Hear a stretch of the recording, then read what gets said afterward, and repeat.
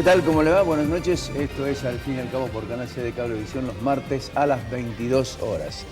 Esta noche vamos a desarrollar temas absolutamente interesantes que hacen a la economía, a la política, a la literatura y que finalmente están dentro del marco de lo que sucede no solamente en el país sino también en el mundo.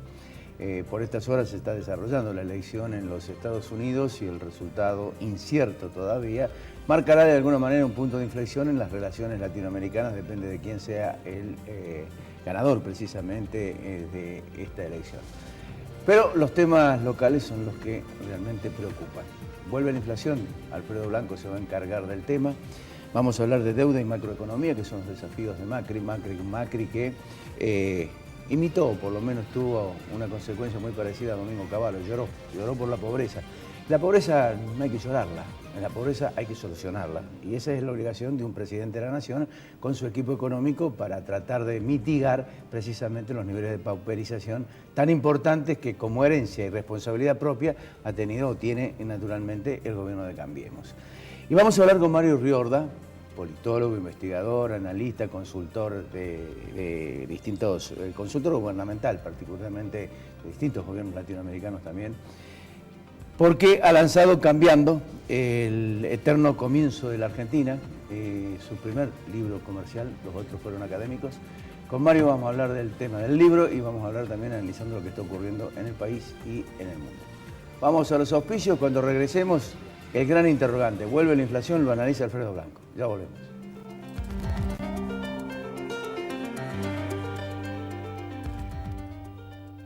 OSDOP, la obra social del docente privado. Colector, junto a Rentas, trabajando por el futuro de los cordobeses. Inversia. Cooperativa Horizonte. El Consejo de Ciencias Económicas. Red de concesionarios, Paunisanelo. Estudio Jurídico Nagi. Cotreco. Universidad Tecnológica Nacional Regional Córdoba. Fabicur ICSA. Instituto Uldon. Si todavía no tenés tu cordobesa, solicitala ya en nuestras sucursales.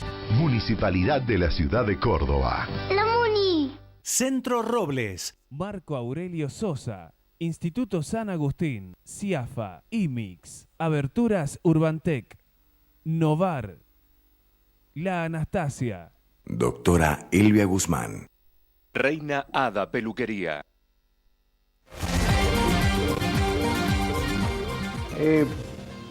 Los índices inflacionarios vuelven a preocupar y preocupan porque el impacto en el último mes especialmente, marca de que no se ha ido todavía la preocupación, no solamente del gobierno sino del ciudadano. Alfredo Blanco, luego de sus auspicios, analiza el tema.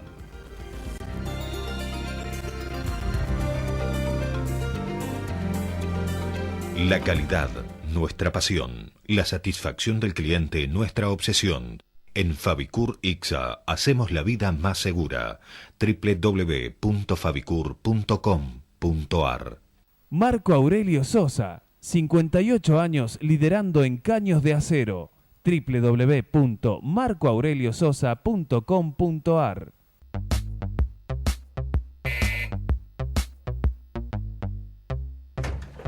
¡Pau! ¡Qué sorpresa! ¡Qué sorpresa que estés! ¡Qué raro! Uy, la verdad me tendría que ir al banco. Ok. Me tendría que ir al banco si no fuese por home banking. Traje facturas.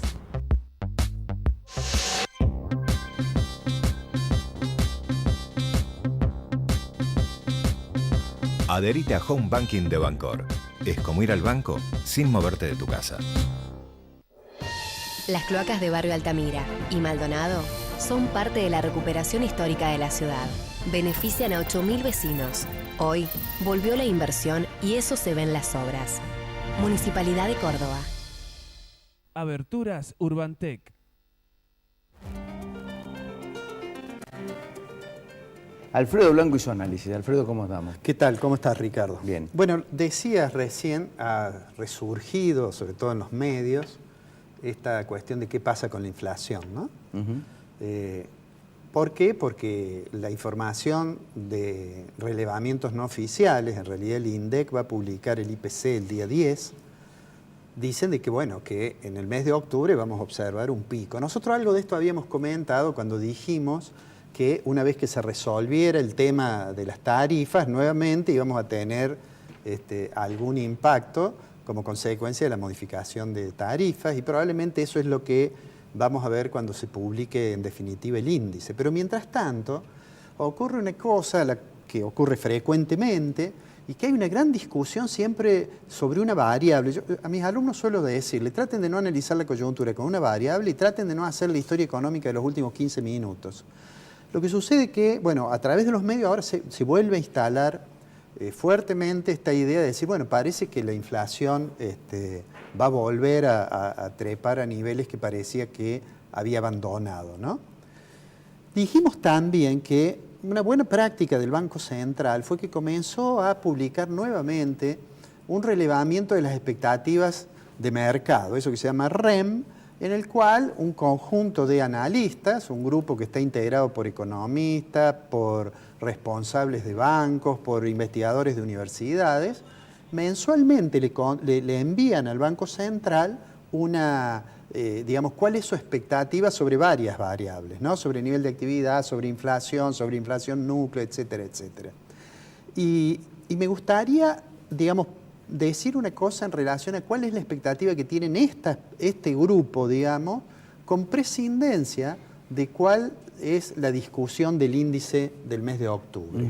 Yo le voy a pedir al director, porque he hecho un pequeño grafiquito con una de las variables que informan, que pongamos una imagen que tiene, aquí tiene, esa es la inflación esperada en octubre del 2016. Ese conjunto de investigadores piensa que esa va a ser la evolución de la inflación. No sé si se alcanza a ver claramente, el primer 1,6 se refiere al mes de noviembre, en diciembre 1,6, 1,7, 1,5, 1,6 y 1,7 llegando a abril, ¿no? Es decir, se mantiene en un rango entre 1,5 y 1,7. Esta es la expectativa que tienen de la inflación global, no de la inflación núcleo. Exactamente, es decir, la que incluye te estaba todo. por preguntar eso.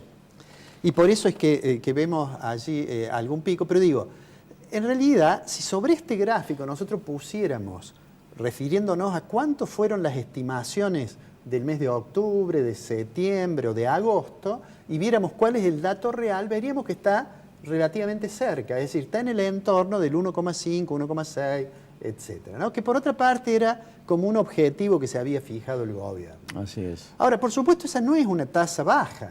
Si a estas mismas personas le preguntan, bueno, ¿cómo cree usted que va a ser anualmente? Que es la placa siguiente que le voy a pedir al director que la coloque. 2016, las expectativas de estas expectativas que están en el relevamiento da que 2006 es 39,4. Así es. 2017 esperan estos analistas 19,7, 2018 14,8 y 2019 9,3. ¿Qué quiere decir eso? Que en materia de expectativas sigue existiendo esta idea de que efectivamente la inflación va a ser doblegada y que de alguna manera el gobierno va a tener éxito en esto que Sturzenegger planteó en el Banco Central, que es el programa de metas de inflación, ¿no? A partir de enero van a cambiar la tasa relevante, que hasta ahora viene siendo la tasa de interés para las LEVAC 35 días, va a pasar a ser la de los pases a 7 días, a partir de enero, pero digamos que esto apuntaría a decir, bueno, la verdad que están doblegando con esta estrategia de metas de inflación, están doblegando la inflación. De todas maneras, 20% digamos, alto. Es muy alto y se asemeja más o menos a la inflación que tenía el kirchnerismo en su momento. Sí, era es 25, un poco más baja, sí. Poco de 25%, 26%, Sí, 27%. lo que está eso, 19,7, está ligeramente por encima de la que está establecida en el presupuesto de la nación, ¿no? Estaba 17%. Claro. Pero digo, uno podría decir, bueno, el Banco Central, digamos, está logrando, digamos, su objetivo.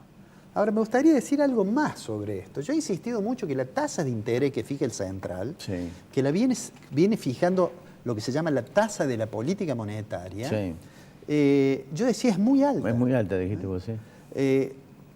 En realidad el Banco Central no tiene forma de saber cuánto la podría bajar sin abandonar su objetivo de meta de inflación. Pero lo que está claro es que esa tasa, que está en el orden del 27%, hoy, cuando salga el programa al aire, vamos a conocer ya los resultados de la licitación del EVAC de los martes, y hace varias semanas, 4 o 5, que el Central no baja la tasa de interés de las LEVAC. Nosotros explicamos que la tasa de interés de la LEVAC influye sobre el resto de las tasas, impacta sobre los niveles de consumo, impacta sobre el mercado cambiario. Bueno, mi impresión personal es que no debería olvidarse el gobierno, ni siquiera digo el Banco Central, que bajar la inflación está bien, es bueno y es razonable, y corregir las distorsiones de la estructura de precios relativos es bueno, y es bueno que haya una mesa para negociar ahora cómo se hace para recuperar el poder de compra sin atentar demasiado contra el objetivo antiinflacionario. Pero el problema es que este logro obviamente está atentando contra la posibilidad de recuperación de la economía. De hecho, cuando uno mira los datos del nivel de actividad, de la evolución qué sé yo, de la construcción, claramente, han caído todos. O de la inversión, claramente han caído todos, ¿no? Todos.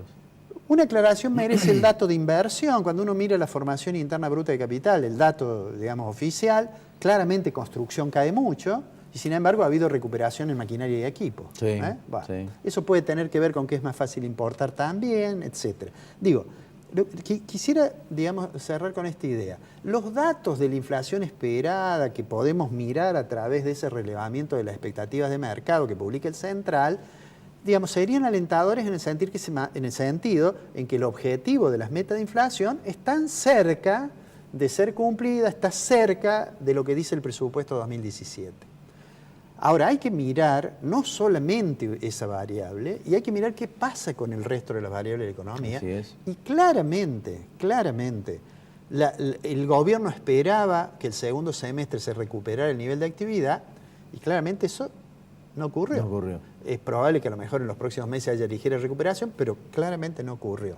2016 va a cerrar con un nivel de actividad contraído, probablemente con caída en el nivel de producto, y se trasladan las expectativas hacia el 2017. Si pusiéramos los datos del relevamiento de expectativa de mercado sobre nivel de actividad, veríamos que estas mismas personas ven que 2017 la economía crece. Pero bueno, por ahora eso está a nivel de la expectativa. Creo yo que no debería entusiasmarse tanto el gobierno con sostener una tasa de interés que claramente, por un lado, castiga la inversión, por otro lado, afecta obviamente los niveles de consumo, porque esa tasa de interés también afecta los préstamos de consumo, sin lugar a dudas, los préstamos de las tarjetas, etc. Y me parece que en eso el gobierno está demasiado entusiasmado con que el programa de metas de inflación va obteniendo algún resultado, y no mira, creo, con suficiente atención que la caída del nivel de actividad puede generar en determinado momento nuevas pujas que terminen siendo mecanismos de propagación. Ahí se sostiene la hipótesis tuya de la tasa de interés alta. Claro, ahí se sostiene. Digamos, a la distancia es fácil decirlo, habría que ver, digamos, estar en lugar de los que tienen que tomar la decisión, hoy van a tomar la decisión sobre el EVAC, pero sería razonable bajarla, y no medio puntito, me parece a mí. Me parece que debía haber una... ¿Cuál es la repercusión que puede tener eso en función de que la gente se vaya al dólar? No, eso no va a ocurrir, porque en realidad... Dólares hay como para responder. Hay dólares, o sea... Digamos, vengan de donde vengan, o sea, por préstamo, por lo que sea. Por otra parte, el Central, en esta estrategia, si controlo yo el intento de controlar la cantidad de dinero, fijando la tasa y demás, no puede controlar el tipo de cambio. Claro. De hecho, el presidente del Banco Central ha dicho, no me hablen de fuga de divisa porque esa es una transacción entre particulares, yo no intervengo. Ese es el segundo punto que yo creo que el Central debería revisar. A mí me parece que no sería desatinado en algún momento, a pesar de las dificultades que supone desde el punto de vista de la expansión monetaria, que el Central comprara dólares, no porque haga falta subir de 40.000 millones de reserva, sino porque el riesgo implícito que tiene el desarrollo que tenemos ahora es que se le empiece a trazar el tipo de cambio. Claro. y que se atrase el tipo de cambio, aunque no sea el central el que lo está atrasando, es la realidad, porque entran dólares por deuda, porque entra, digamos, hay una entrada de dólares especulativos a propósito de la posibilidad de entrar dólares, convertir a peso, aprovechar la tasa alta. Y volverlo a comprar en el mismo precio. Claro, entonces hay mucha entrada de dólar. Entonces el riesgo cambiario ese no existe si baja un poco la tasa de interés. Si baja un poco la tasa de interés puede desaparecer el capital, los dólares que entran para convertirse y hacer un negocio financiero. Claro. Pero no va a ir más allá de eso. Y además en la estrategia del central eso no le molestaría. Digamos. Bueno. ¿Qué es lo que es la conclusión? Sí. Más que discutir el dato y la historia económica de los últimos 15 minutos, el próximo 10, cuando salga el IPC, que seguramente va a ser un poco más alto, me parece que hay que tener una mirada un poquito más largo plazo y percibir que en realidad, si se mantiene esta estrategia de tasas altas, la recuperación va a tardar cada vez más. Dijiste dos palabras realmente importantes, largo plazo. Sí, 1930, sí. Bueno, Keynes dijo, para solucionar en el largo plazo estamos todos muertos. No, lo voy a defender a Keynes en eso. Lo voy a defender, mira. No, fue una ironía. Cuando alguien dice, Keynes dijo que a largo plazo todos estamos muertos, uno se imagina que Keynes estaba en Woodstock y era un hippie. Dice, vivamos el presente. Carpe diem, hubiera dicho un griego. Se estaba refiriendo a la crisis. Lo que él dijo, te voy a decir el párrafo completo en una cita más o menos literal. Keynes dijo, una tarea demasiado estéril se reservan los economistas si lo único que pueden decir es que cuando la tempestad pase, el océano estará nuevamente en calma. Pues a largo plazo todos estamos muertos. Lo que él decía que hace falta pilotos de tormenta para resolver los problemas que los mecanismos de ajuste automático de la economía capitalista no resuelven. Eso es lo que dice. Precisamente acabas de decir, con toda la ampliación literaria de eso, lo que está sucediendo en la Argentina a raíz, no solamente de la tasa de interés, sino de falta de política para poder reactivar el consumo. Hace falta que se ocupe. Piloto de tormenta. Hace falta que se ocupe. Alfredo, ¿te quedas para charlar con los muchachos economistas? Sí, por supuesto, porque ahí vamos a aprender los dos. Vamos al corte. Cuando regresemos con Mario Riorda, analizamos el texto de su libro. Ya volvemos.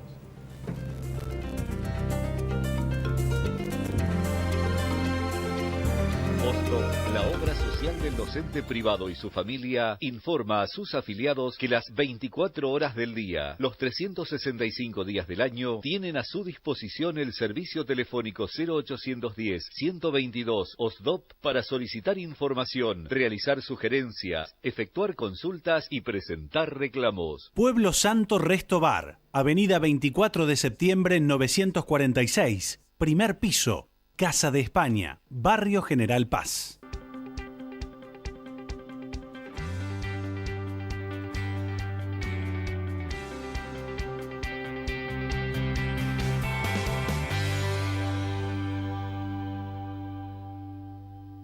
Ahora vas a poder refaccionar tu casa porque Bancor te da hasta 250.000 pesos para materiales de construcción a tasa fija y en pesos. Simple y fácil de obtener.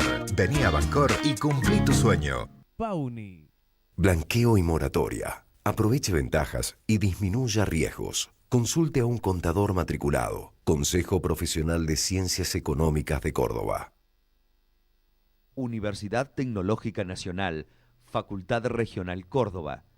Más de 60 años comprometidos con la ingeniería. Estudio Jurídico Nagy. Contactos al teléfono 428-3480.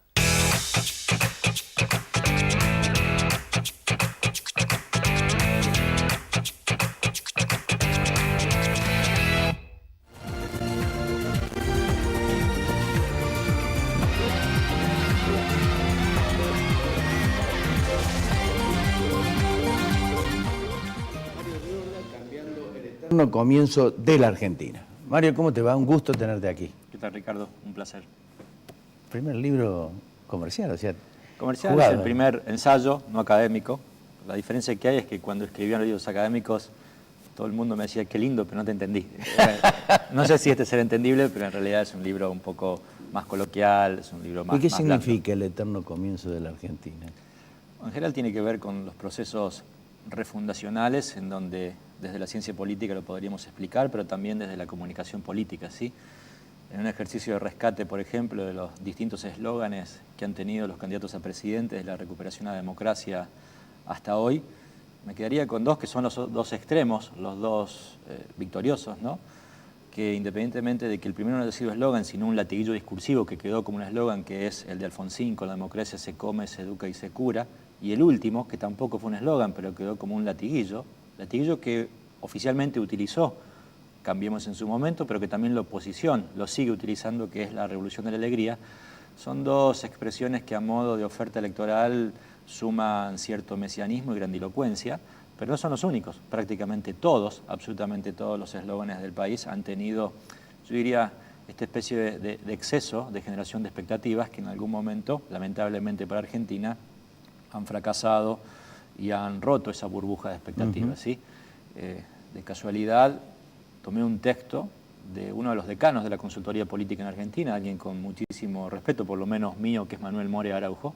Hace 25 años, de modo exacto, escribía a modo de síntesis algo así como una especie de postulados que la ciudadanía reclamaba de la política en ese momento, en su libro Ensayo y Error, y rescataba algunas cuestiones, como por ejemplo la idea de cierta moderación, mejor relación con el mundo, control del desempleo, control de la inflación, perfiles técnicos, mejor relación con los empresarios, un poquito de menos ideología en el discurso público, etcétera, etcétera, etcétera, más pragmatismo, corregir los errores de comunicación. Y es muy curioso, si uno tomase literalmente incluso gran parte de esas expresiones que Manuel reflejaba en su libro, prácticamente podría ser hoy un postulado de lo que Cambiemos, o mejor dicho, el PRO, incluso antes de que Cambiemos aparezca, ofrecía ya como una oferta electoral que la Argentina terminó votando mayoritariamente. ¿Sí?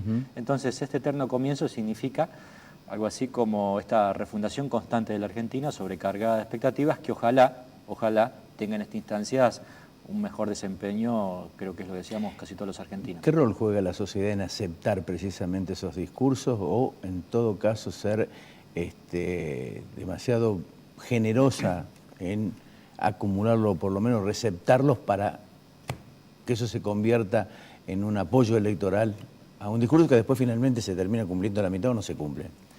Bueno, yo diría, hay una corresponsabilidad porque el propio sistema político de representación, de delegación, básicamente, que implica que la ciudadanía le da a sus representantes el poder, aunque con controles hoy, controles formales e informales, ¿no? Nunca los políticos han tenido mayor presión, agobio le denomino, como en este momento, en donde simplemente por contestar una encuesta o por ejercer presión a través de un hashtag en redes sociales o en Twitter, ¿sí?, pueden condicionar una política de un gobierno. Por lo tanto, ni siquiera hace falta esperar 4 años, 5 años, 6 años, dependiendo de lo que dure un mandato, para condicionar a un gobernante, ¿sí? Pero independientemente de esta corresponsabilidad, es importante porque la ciudadanía, me parece que en esta instancia, probablemente antes también, ¿sí?, pero hoy tenemos fehacientemente datos para confirmarlo, en esta instancia no tiene ganas de fracasar ni tiene ganas de fallar. Hace un rato escuchaba algunas palabras que están recurrentemente citadas en el texto de este libro de parte de Alfredo Blanco en el bloque anterior, cuando hablaba claramente de expectativas. Y si uno analiza este gobierno, hoy por lo menos hay 3 modos de mirarlo, pero antes de evaluarlo hay uno sobre el cual todavía la sociedad está como firme, yo diría como agazapada a un estado especulativo, pero firme todavía y no quiere cederlo, que es, o que son las expectativas en términos plurales, ¿no? Expectativas que refieren al optimismo político y expectativas que refieren al optimismo económico en una situación sumamente complicada. Y decía que es muy curioso porque las expectativas, aunque levemente a la baja, siguen estables, son muy altas, son positivas, pero sin embargo cuando uno se para en el análisis frente al gobierno, no queda tan claro, ¿no?, este nivel de positividad para la evaluación, por lo menos mayoritaria en términos de opinión pública con el gobierno. Por un lado hay un Macri, un presidente persona, individualmente considerado, con valoraciones sumamente interesantes, sobre todo teniendo el contexto. Yo diría que hoy es uno de los 4 o 5 dirigentes mejor evaluados de toda América Latina, de la totalidad de países de América Latina, con un diferencial positivo muy marcado, que aunque aumentó negatividad todavía, la positividad es más alta que la negatividad. Luego, cuando uno imagina a un gobierno, ya saca a la persona y analiza la gestión de modo integral, un gobierno como un todo, me gusta decir, bueno, la cosa cambia un poquito y yo diría empieza a aparecer un diferencial neutro. ¿Qué es un diferencial neutro? Tanta imagen positiva como imagen positiva, o tanta aceptación como rechazo. Si tuviéramos que graficarlo en función de poquitos meses hacia atrás, yo diría se reproduce la foto del balotaje. Número más, número menos. ¿Sí? Y luego hay un tercer componente sumamente interesante, a mi entender, es donde hay que poner el foco, independientemente de que la política sea no personalista, hiperpersonalista y la visión que del propio presidente se tenga, me parece que el más consistente, sobre todo para evaluar optimismo, es el tercer enfoque, que son las políticas públicas, analizadas ya no de modo integral como un gobierno, sino puntualmente, por separada, y ahí la cosa es un poquito, o es ni siquiera un poquito, bastante más complejo, porque las variaciones de las políticas son muy disímiles en distintos lugares del país. Digo, hay políticas que tienen un enorme nivel de rechazo, por ejemplo, en el conurbano bonaerense, en el norte, con epicentro en Catamarca, en Rosario o en general en gran parte del Santa Fe no rural, ¿sí? El Santa Fe urbano, que es Rosario, la ciudad de Santa Fe, y hay otros lugares con altísimo nivel de valoración, Córdoba o Capital, ¿sí? Que quizás son, o parcialmente Mendoza, que son los lugares con mejor valoración de gran parte de las políticas del gobierno nacional. Pero decía que cuando uno analiza gran parte de las políticas que considera exitosas y por lo menos las ya implementadas, no las ya anunciadas, por ejemplo, la bondad del Plan Belgrano sería indiscutible, pero recién está como arrancando, incluso hay dudas y hay hasta polémicas, pero me gustaría situarme en una, ¿sí? El gobierno siempre pone el eje en el cumplimiento de promesas en lo que significó la liberación del cepo cambiario. Cuando uno realiza una encuesta a nivel nacional sobre cuánto se ha sentido impactado desde el punto de vista de la opinión pública, la percepción subjetiva, independientemente de que la economía uno pudiera explicar efectos directos e indirectos que esa medida tenga, el 85% de los argentinos no se siente impactado por la política. Por lo tanto, en esa política que, por ejemplo, el gobierno lo utiliza como un ejemplo positivo, la universalización, vale decir, aquel que se siente beneficiado verdaderamente es poco, ¿sí? Ahora, de aquella versión o aquel eslogan de Alfonsín a este de la Revolución de la Alegría, ¿dónde entra el componente ideológico de las ideas? Porque me da la impresión de que aquello fue para reparar lo anterior y esto es para reparar lo anterior. ¿Cuál es el proyecto de futuro? Bueno, el componente ideológico es inherente al discurso político o a la política, ¿sí? Es inescindible. Incluso aquellos que dicen, algunos actores del gobierno, nosotros no tenemos ideología, lo hacen en función o en referencia a otra ideología. Muchas veces la ideología puede ser muy explícita, ¿sí? O puede ser implícita, pero siempre en referencia a un mojón ideológico que es otro. En este caso, evidentemente, son los actores del oficialismo pasado, del kirchnerismo, ¿sí? Claramente, ese formato no ideológico creo que no existe. De hecho, he citado algunas expresiones. En un momento, hablando del sistema público de medios, Lombardi decía que había que desinfectar de mala ideología. Cuando hablaba de mala significaba que la de uno implícitamente es buena, ¿sí? El gobierno de alguna manera también podría ser juzgado ideológicamente por una serie de medidas que uno podría ubicar claramente dentro de lo que significa políticas o liberales o de una centroderecha un tanto más moderada, aunque muchas veces tiene o ha demostrado cierta permeabilidad ideológica pragmática para trazar algunas medidas que tuviesen que ver con lógicas más bien progresistas o reparadoras, aunque no sean del todo progresistas. La manutención de algunas políticas que han sido claves en el gobierno anterior, la asignación universal por hijo y la ampliación es un ejemplo de ellos, no el único, ¿sí? Por lo tanto, diría que independientemente de que podríamos juzgar mayoritariamente al gobierno ubicado en un espectro ideológico, tiene una mochila histórica muy liviana, a diferencia de otros partidos políticos, que le permite ciertas dosis de pragmatismo. Pragmatismo que uno pudiera ver, por ejemplo, en cómo se está discutiendo el presupuesto hoy, en el aumento del déficit fiscal, que era algo que el propio gobierno criticaba antes cuando era oposición, ¿sí? Entonces digo, independientemente de esa condición de ensayo y error y de esa actividad pragmática que recurrentemente utiliza para acomodarse reactivamente frente a un paso mal dado, frente a algún problema que pudiese embretarlo, precisamente, valga la redundancia, en otro problema mayor, el gobierno ha reaccionado y algunas veces no necesariamente con coherencia ideológica. Ha dado marcha atrás. La expresión puede ser marcha atrás, en la lógica de ensayo y error puede ser una virtud. Cuando uno da muchas veces marchas atrás, deja de ser virtud. ¿Cuándo lo presentas? En realidad la presentación la estoy haciendo aquí, con vos, en Córdoba. Vos sabés el afecto que te tengo, más allá de que va a haber una presentación personal. El libro llega hoy a la ciudad de Córdoba, se ha distribuido por todo Buenos Aires, he tenido alguna presentación en medios nacionales, y mi idea es más bien rotar y charlar con amigos. Mario, te agradezco mucho, la mejor de la suerte con esta nueva experiencia y como siempre, la puerta abierta para charlar de política. Así será, agradecido yo. Cuando regresemos hablamos de lo que decíamos, de economía, sobre deuda, macroeconomía y los desafíos que tiene Macri con el licenciado Marcelo Capello y con el licenciado Alfredo Esclaret Curuchet y con la compañía de Alfredo Blanco. Ya volvemos.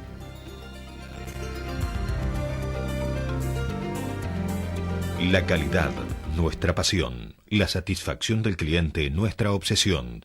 En Fabicur Ixa hacemos la vida más segura. www.fabicur.com.ar.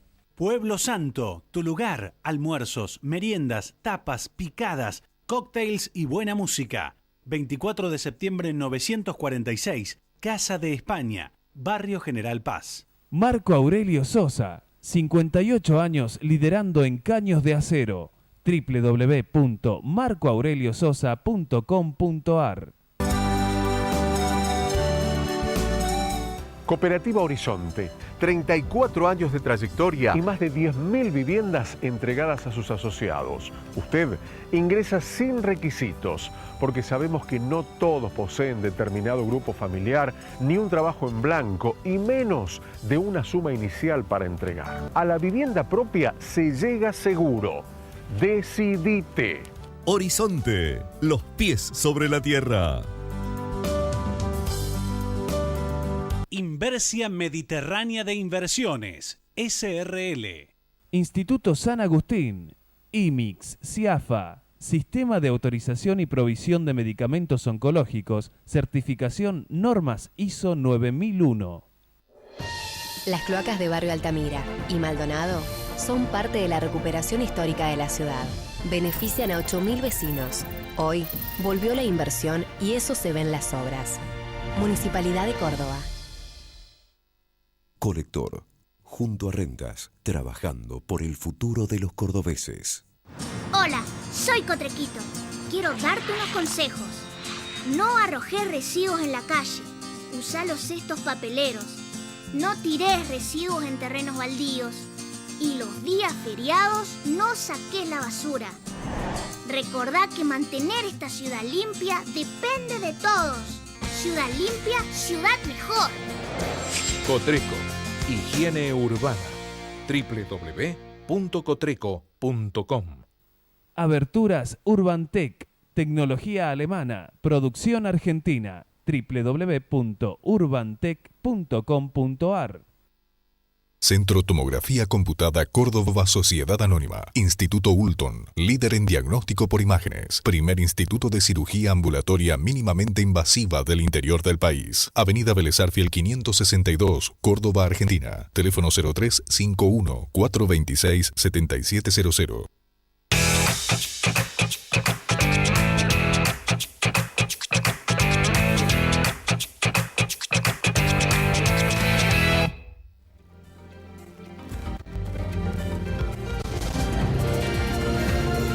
Bien, el presidente ha dicho hace pocas horas nada más que no hay lugar para determinaciones o especulaciones mesiánicas. Y la respuesta fue del exministro Kicillof, hablando de la importancia de la deuda que aparentemente habría contraído el gobierno nacional y con ponderaciones sobre la posibilidad, Alfredo, de recuperación económica.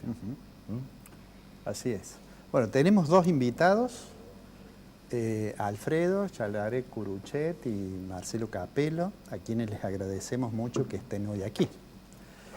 Gracias. Voy a empezar con una pregunta que no tiene directamente que ver con la deuda, sino con lo que yo decía al comienzo en el primer bloque, que decía este problema de la expectativa del gobierno que iba a haber recuperación en el segundo semestre, y el segundo semestre no llegó. No. Ahora todo el mundo espera que el segundo semestre llegue el año que viene. Sí. Pero mi pregunta, voy a empezar por Marcelo, es ¿cuáles son las razones por las cuales crees de que no hubo la recuperación que el gobierno al menos esperaba? Bueno, este año por el ajuste que hubo, el consumo cayó, el consumo masivo. El gasto corriente del Estado también al comienzo fue a menor ritmo, y el gasto en obra pública especialmente. Eso debía ser compensado por el aumento de la inversión y las exportaciones. Si cae el consumo del gobierno o privado, debía ser compensado por mayores exportaciones y mayor inversión. Y evidentemente esto segundo no alcanzó a compensar lo primero. Si es que además esto segundo se movió realmente, porque por el lado de las exportaciones, todo lo que depende de Brasil, no solo que no mejoró, sino que empeoró este año. Y por el lado de la inversión, se ven inversiones en el sector agroindustrial, pero no en el resto de la economía. Ante una demanda caída, hay un exceso de capacidad no utilizada que por ende no está generando nuevas inversiones. También por el lado del agro, la cosecha se demoró por la entrada al mercado por las inundaciones. Entonces también se demoró un poco el impacto del agro sobre la demanda, aunque terminó impactando sobre la venta de camionetas, sobre los insumos del agro, pero eso no alcanzó para contagiar a aquellos sectores que debían compensar la caída en el consumo. En definitiva, para el año que viene sí se espera una recuperación, pero va a llegar especialmente cuando se recupere el consumo. Y no tanto porque la inversión o las exportaciones van a terminar de compensar el año que viene. Cuando las paritarias del año que viene muy probablemente generen un aumento salarial un poquito por arriba de la inflación, creo que eso realmente va a ser la recuperación del conjunto de la economía, porque estos otros factores dinámicos que tenían que actuar este año todavía no lo han hecho. Siempre y cuando la inflación sea el 17% y sí, o el 20%, como presentaban en el otro bloque que se espera en el mercado, pero sí se espera también de que los salarios aumenten 2, 3, 4 puntos más que la inflación. No van a alcanzar a recuperar lo que perdieron este año. Obviamente. Pero eso va a mover un poco el consumo masivo, va a dejar de caer y puede generar 3, 4 puntos más de consumo. Alfredo, los kirchneristas, ¿qué dicen? Dicen, con las tasas de interés de la LEVAC, que decía Alfredo, son importantes y generan de algún tipo un impacto dentro de la economía,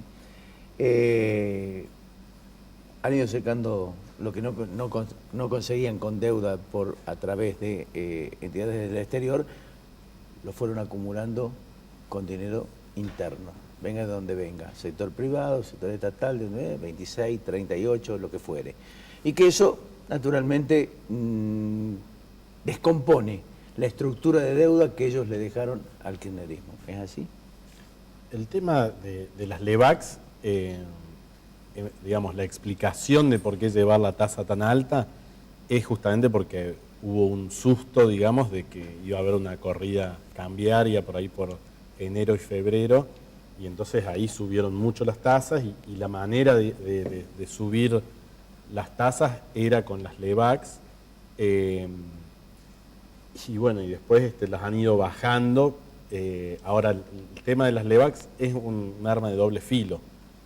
¿Por qué? Porque por un lado das una tasa de interés alta, y en ese sentido sí me parece que la subieron mucho y que la han mantenido muy alta, pero por un lado, o sea, subís la tasa para evitar esa corrida cambiaria, pero al mismo tiempo, al estar alta, las LEVACs, ¿cómo se pagan? Y se pagan con más emisión de dinero, digamos, o sea que significa que apagaste el fuego hoy, pero lo tenés mañana. Potencialmente lo vas a tener mañana. Así y peor, digamos, porque y por eso ha salido esta preocupación últimamente, de decir, bueno, que las LEVACs ya han llegado al 100% de la base monetaria, que han aumentado muchísimo, pero realmente eso supone que se va a seguir emitiendo, ¿no? Entonces. Va a seguir, y creo que ahí hay un peligro, digamos, de que por ahora igual está controlado en el sentido de que han limitado la cantidad de dólares que los bancos pueden comprar, porque mayoritariamente estas LEVACs son de los bancos, ¿no? Pero también hay privados que lo compran. O sea, ese es el riesgo de tener, no es solamente, la alta tasa no es solamente que perjudica a los tomadores de crédito, al consumo, ¿no? O sea, la inversión al consumo, sino que también tiene ese aspecto financiero en donde estás, digamos eso, apagando este fuego de esta corrida cambiaria, pero potencialmente puede ser peor. Y justamente creo que ahí, digamos, el eje de todo, del éxito a futuro, que la verdad que yo tengo como mucha incertidumbre, ¿no? O sea, se habla de 3% crecimiento, pero no me termina de quedar claro de dónde va a venir, si realmente, digamos, va a ser esta recuperación salarial, cuándo van a venir los aumentos salariales. Pero bueno, hay una duda ahí, digamos. O sea, creo que hay mucha incertidumbre. Esa, también digo, estas expectativas que mostraron en el bloque anterior, creo que son expectativas que no están del todo ancladas. O sea, son expectativas que de acá a un mes, si cambia algo, pueden cambiar radicalmente. O sea, no es una expectativa que ya está fija y difícil de cambiar, sino que me parece que hay mucha incertidumbre, ¿no? Entonces, bueno, a futuro, justamente esto me parece que puede ser, el tema de las tasas altas de las LEVAC, va a ser una preocupación y es algo que hay que seguirlo bien de cerca y algo muy complicado de arreglar sin perjudicar a nadie, sin, digamos, que se vaya el dólar. O sea, acá el costo lo va a pagar alguien. Hay poco margen, digamos, y es un camino con mucho riesgo. Eso es lo que yo veo, digamos, a futuro. Y por eso, digamos, ser sobreoptimistas, o sea, me parece que hay que tener cuidado acá, porque estamos en una situación realmente compleja, y digo a lo que vos decías antes de, bueno, ¿por qué no se creció este año? Es que me parece que las expectativas estaban puestas muy altas. Creo que se simplificó un poco los problemas que tenía el país, ¿no? O sea, esto de creer de que era solamente que se vaya el kirchnerismo y entonces ya vuelve toda la confianza. No, acá hay problemas económicos de fondo que son difíciles de controlar y manejar, ¿no? Marcelo, siguiendo lo que decía él de esta preocupación respecto de que las LEVAC pasan a ser equivalente más o menos a la base, y lo cual obliga a estar renovando las LEVAC. El Central anunció de que desde enero la tasa de la política monetaria va a ser la de los pases a 7 días, ¿no? Como más corto plazo. ¿Eso le da más flexibilidad para manejar? ¿O eso le va a permitir ir aproximándose a una solución un poco más efectiva de este problema de la emisión de LEVACs? Sí, la verdad, el tema de LEVAC, para evitar la bola de nieve de las LEVAC, que ya se viene generando, hay que bajar el déficit fiscal o financiar un porcentaje mayor del déficit con endeudamiento, que es lo que está haciendo el gobierno. Yo creo que por ahí el tema de la LEVAC lo van a ir controlando para que no sea una bola de nieve, pero hasta el 2018, porque van a ir reemplazando por otro tipo de endeudamiento. Entonces no va a tener que emitir tanto el Central para prestarle al gobierno. Ya este año está emitiendo menos que el año pasado, pero el déficit no es menor, es mayor inclusive, de manera que van a reemplazar por endeudamiento, que es a más largo plazo. Es patear la pelota, en vez de tirar el córner, la van a tirar al lateral, pero va a haber que solucionarla en el 18, creo, a más tardar. Me parece que los mercados le están dando al gobierno hay un hándicap en el sentido de que, bueno, está bien, está lo económico, pero también es importante que gane la elección del año que viene, Macri, porque si no gana la elección del año que viene, por más que le hubiese empezado a ir bien en lo económico, se le va a complicar lo mismo la economía. Entonces, que gane la elección del año que viene, me parece que ese es el pensamiento hoy en los mercados, y que en el 18 arregle el problema del déficit, que lo baje mucho más fuertemente, pero lo tiene que bajar el 18, porque si no esto ya no se sostiene. Es decir, a tu juicio, hasta ahora no generó confianza. La confianza se va a generar si gana la elección del año que viene, para después sí. No terminó de generar confianza, y la mayor desconfianza es precisamente si su forma de ver la economía se va a poder consolidar en el tiempo, o después de la elección del año que viene se presenta una oposición que puede tomar de nuevo el poder en el 2019, y que también ahí es importante cuál es esa oposición. Si es la de Massa, Urtubey, probablemente los mercados no se hicieran mucho problema, y si es de nuevo la de Cristina, sí los mercados se harían mucho problema. Entonces me parece que por eso se lo está esperando a Macri. No se le va a criticar tanto el déficit, si realmente es un déficit sobre todo por obra pública. Ahí sí hemos estado chequeando de que lo que es el déficit corriente ha ido bajando, y el presupuesto del año que viene tiene menos déficit corriente. Lo que pasa, y tiene un déficit completo, total, más alto que incluso que el de este año, pero porque aumenta mucho la obra pública. Eso hace que sea más sencillo poder bajar el déficit fiscal en el 2018, haciendo menos obra pública, que probablemente ocurra eso si la economía ya arrancó. Una vez que la economía arranque, los privados se contagien, quizás después de un año y medio de mucha obra pública ya no haga falta hacer tanta obra pública y ahí sí baje en forma mucho más importante el déficit. Pero si en el 18 seguimos con más de 4 puntos del PIB de desequilibrio y es un nuevo proceso de endeudamiento de Argentina como el que tuvimos en los 70 o en los 90 y termina con problemas. Alfredo, vos decías del crecimiento. Ahora, Alfredo Blanco marcaba concretamente las pautas de caída en los niveles de producción de este año y la caída naturalmente del PBI, del crecimiento este año.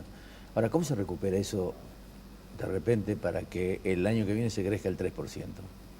Claro, digamos, el crecimiento es fundamental para solucionar este tema de las Marcelo, perdóname, Marcelo hablaba de que va a haber un componente de obra pública importante a través del déficit. Ahora, ¿es suficiente? Bueno, hay que ver, digamos, pero claramente, digo, de acá se sale creciendo. O sea, el problema es si no crecemos. Ese es, creo, también lo que hay que estar muy atento, que hasta ahora no hemos crecido y hasta ahora, bueno, decimos, bueno, ahora va a crecer, no fue el segundo semestre, va a ser en el 2017 y viene tirando. Ahora, si no crece con inflación la economía, con esta tasa de las LEVAX, se complica mucho, ¿no? O sea que hay que crecer, ¿no? Si no crecemos, y claro, y ahí está la dificultad. Por un lado está Brasil, que incluso digamos, ellos están teniendo una política donde están hablando de tener austeridad en la Constitución, o sea que digamos, no va a haber una política fiscal expansiva ahí, con lo cual no creo que haya gran crecimiento en Brasil. Y por ende no vamos a exportar nosotros.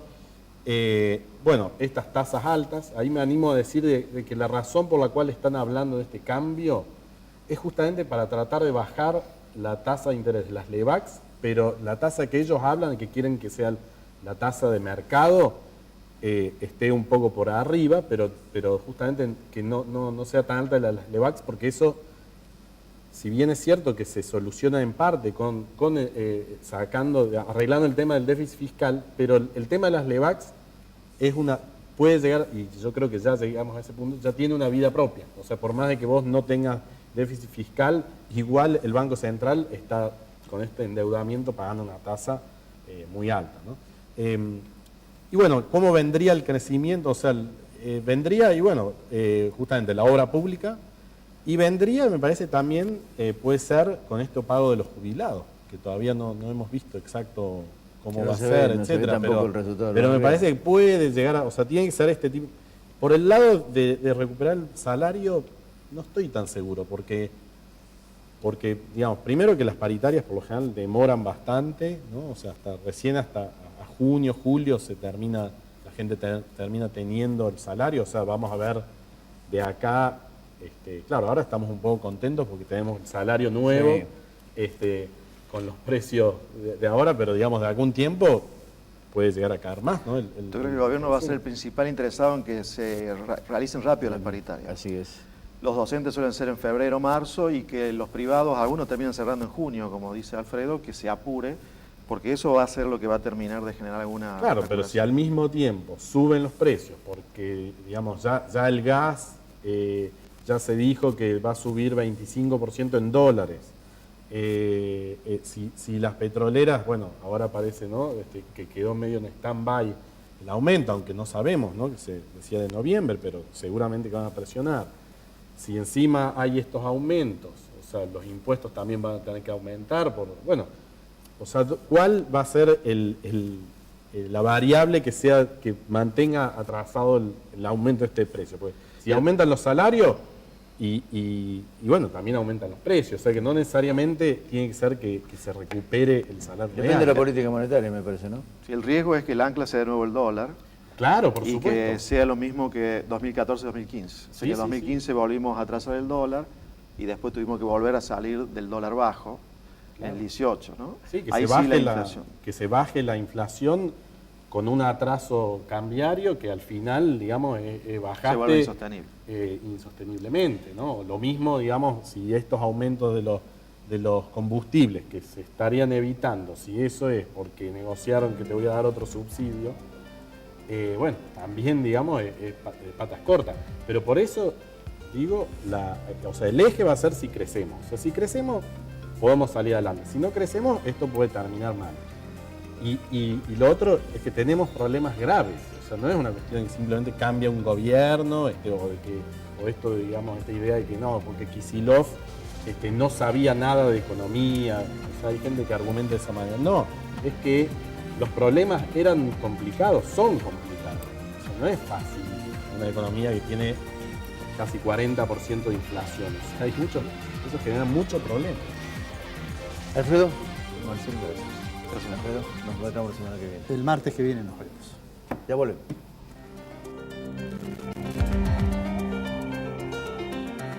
La Anastasia, buena comida, 24 de septiembre, 1035, Barrio General Paz.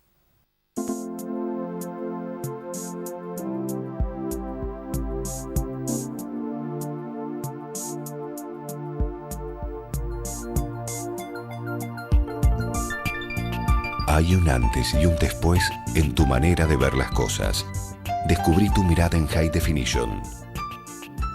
Novar. Ver mejor. Es posible. Reina Hada Peluquería. Uriel Gacero, fisioterapeuta, kinesiólogo. Centro Robles, un centro integral de diagnóstico cardiológico no invasivo. La Rañaga 94, segundo piso, 0351-460-1400 o 460-1700. Taller Alam, chapa y pintura, automóviles nacionales e importados. Mariano Benítez, 1794. Teléfono 474-1330. Doctora Elvia Guzmán, Derecho Previsional. Teléfonos 153-1470-00.